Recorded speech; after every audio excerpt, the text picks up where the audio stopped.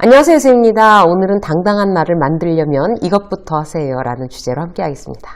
무슨 문제가, 일이 생겼어요? 그러면 어떻게 하세요? 사람마다 여러 가지 이제 방법을 쓰겠지만, 분명한 건 도망치거나, 합리화한다고 해결되지 않는 일이 많죠. 회사에서 어떤 이제 심각한 인간관계 갈등이 생겼다고 쳐요? 그러면, 그리고 이제 인정도 못 받고 계속 이제 그것 때문에 비난을 당한다. 이런 일이 생기면, 회사를 그만두겠다는 생각부터 하는 경우가 있어요. 근데 그렇게 그만두면 다른 회사에선 그런 일 안 생길까요? 동일한 일이 또 벌어지지 않는다는 보장이 없죠, 사실.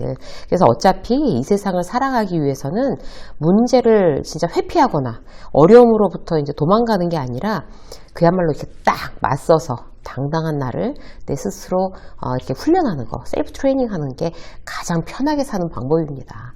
오늘 이제 그렇게 우리에게 이제 시시때때로 다양한 종류의 문제가 닥쳐도 그야말로 쫄지 않고 당당한 나를 만드는 몇 가지 방법을 함께 알아보도록 하겠습니다.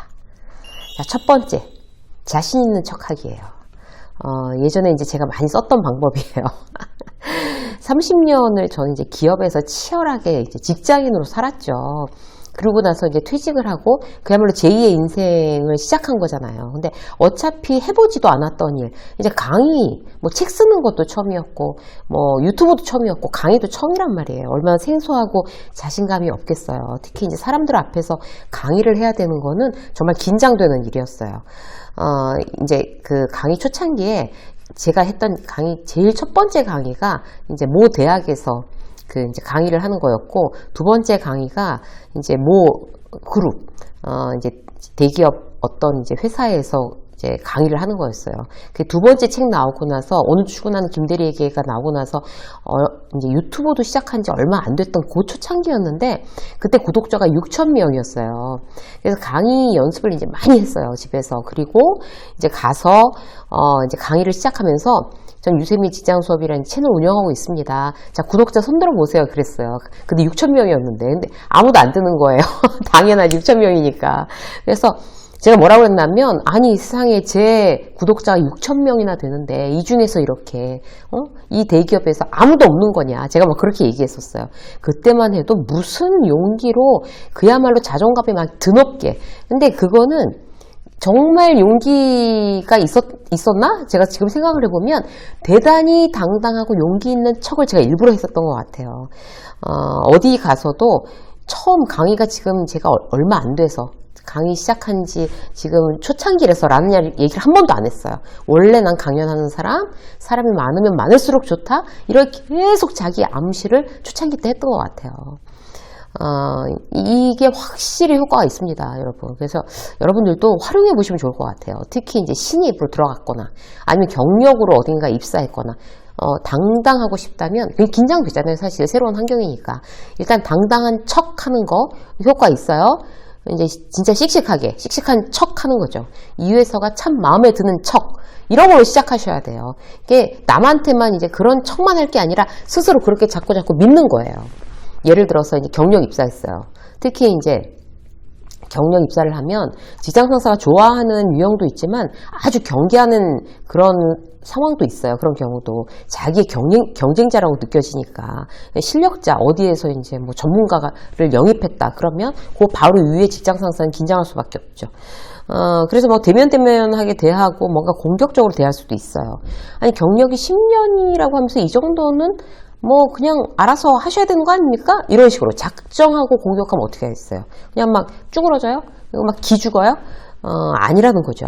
이럴 때, 어떻게 하셔야 되나 하면, 기본적으로 이제 내 성향이 원래 그런 건 아니더라도 대단히 당당한 척, 자신 있는 척 하셔야 돼요.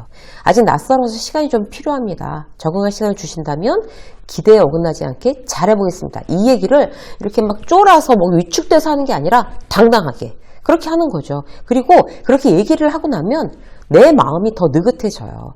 그 사람들이 재촉하는 대로 맞추려고 전전긍긍하지 마세요. 내 실력을 보여주기 위해서는 내가 서두르지 않고 좀 느긋하고 당당해져야 된다라고 스스로 생각하는 거 여러분들한테 크게 도움되실 거예요.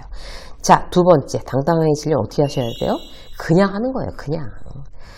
내가 주눅 드는 것 같은 느낌이 든다. 이렇게 생각이 드는 순간 나이키 광고를 떠올리세요. just do it 이잖아요. 그냥 하는 거예요. 그냥 하세요, 제발. 그냥 계획 세우지 마세요. 일단 뛰면서 계획을 세우면서 뛰면서 수정하면서 그렇게 보강해도 돼요. 예를 들어 볼게요. 출산휴가 끝나고 이제 나왔어요. 국가에서는 뭐 저출산 때문에 뭐 온갖 정책을 지금 다 내놓고 난리를 치지만 실제 현장에서 이제 체감하는 거 좀 다른 경우들이 많죠. 아직도 출산휴가, 육아휴직을 하는 맞벌이 부부에 대해서 이제 불편한 감정을 노골적으로 나타내는 그런 경우가 많단 말이에요. 특히 이제 우리 회사가 이제 그렇다고 치자고요. 휴직이 끝나고 이제 출근을 해야 되는데 벌써부터 심장이 벌렁거리는 거예요. 마음이 편치 않은 거죠. 그동안 조직 개편도 되었다는데 내가 제일 싫어하는 사람이 팀장으로 온 거예요. 그러면 내가 나가면 이것저것 못마땅해야 뭐 어쩌지. 애기 때문에 야근도 못하는데 그 꼬투리 잡아서 못 살게 굴면 어쩌지. 별별 생각을 다 하는 거죠. 그럼 이 육아휴직을 더 뭐 계속 연장해야 되나 아니면 이참에 그만두고 다른 걸 알아봐야 되나 막 이러는 거예요. 여러분 그럴 때 어떻게 하셔야 돼요? 생각을 딱 스탑 멈추세요. 그리고 일단 하자. 생각하지 말고 일단 하자. 이렇게 생각하는 거죠. 많은 사람이 이제 자기가 하고 싶은 거를 미루는 데는 이유도 많아요. 그 제일 큰 이유가 준비가 덜 됐어. 막 완벽한 준비는 없습니다, 여러분. 준비를 준비하지 마세요. 그냥 하는 거예요. 일단 시작하고 진행하면서 준비하는 거예요. 꼭 출산휴가가 아니더라도 뭐 다른 것도 뭐 창업을 하든 뭐 아니면 내가 무슨 다른 직업에 도전하느라고 자격증 공부를 하든 그냥 하는 거예요. 시작을 미루면 점점점 두려움이 더 커져요. 지금 내가 할 수 있는 건 뭐지? 생각해 보세요. 만약에 아까 그 출산휴가 그 문제로 다시 돌아가서 이제 출근해야 돼요? 그러면 일단 출근해서 업무 인수인계 받고 원래 잘하는 거 내가 원래 장점으로 갖고 있던 거 더 잘하려고 초집중하는 거예요. 멤버가 바뀌어서 손발이 안 맞는 건 그때 가서 맞추면 되는 거고 야근 못하는 건 정 급하면 집에 뭐 싸들고 가서 밤에 하면 되는 거고 일단 하자. 이렇게 마음 먹는 거죠. 느긋하게. 뭐 누가 근데 이제 직장 상사가 그 꼴보기 싫은 또 직장 상사 이렇게 얘기하는 거예요. 출산휴가 갔다 복귀한 사람한테 이제 막 뭐 누구는 일만 하고 누구는 애도 키워야 되니 누구랑 일하고 싶겠어 이러면서 직장 상사가 막 들으라는 식으로 막 그렇게 내 속을 긁었다고 치자고요. 그러면 그래 넌 떠들어라. 뭐 한 귀로 듣고 한 귀로 흘리고 내가 잘할 수 있는 거에만 이제 집중하는 거예요. 그 직장 상사가 그렇게 떠드는 거 어떤 굉장히 인품이 떨어지는 사람의 어떤 의견이지 그게 팩트는 아니라는 사실 내가 잊어버리면 안 돼요. 내가 이제 잘할 수 있는 거 그리고 나여야 하는 이유를 자꾸 찾아내는 거예요. 이 업종 이 분야 경험이 내가 10년으로 제일 많고 그 다음에 고객들과의 관계도 원래 좋았기 때문에 다시 시작해도 얼마든지 빨리 고객을 확보할 수 있고 예를 들어서 뭐 그런 거 내 장점에 집중해야지 내가 그냥 하는 거 just do it 그냥 하는 거에 동력이 될 수 있어요. 자, 세 번째 사실과 느낌을 구별하는 거예요.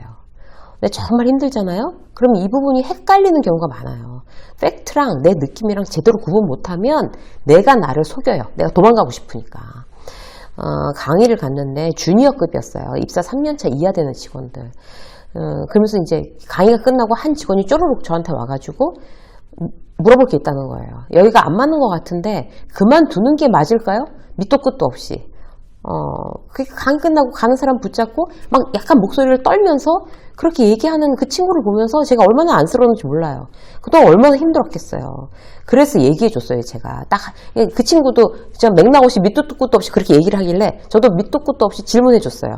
자, 안 맞는 거 같다라고 지금 선생님이 얘기하셨는데 안 맞는 거 같은 건 선생님의 느낌이에요? 아니면 팩트예요? 그러니까 이 친구가 아무 말도 못 하는 거예요. 그래서 느낌인지 팩트인지 가서 다시 체크해 보세요 라고 얘기해 줬어요. 그런 느낌 때문에 진짜 회사랑 내가 안 맞는다고 그걸 기정사실화하고 도망가고 싶으니까 믿어버리는 거예요. 그 착각인 거죠. 왜 안 맞는지 노트를 꺼내놓고 한번 적어봐야 알아요. 직장 상사가 나를 미워하는 것 같아. 이러면 사실 느낌이잖아요. 그러니까 물어봤냐고요. 왜 내가 못마땅하지? 안 물어봤잖아요. 그죠? 그냥 내 느낌이잖아요. 부정적인 생각이 들 때는요. 그게 느낌인지 팩트인지 정확하게 냉정하게 체크하는 습관 우리들에게 당당함을 더하게 해줍니다. 유쌤의 직장서 여기까지 하겠습니다. 고맙습니다.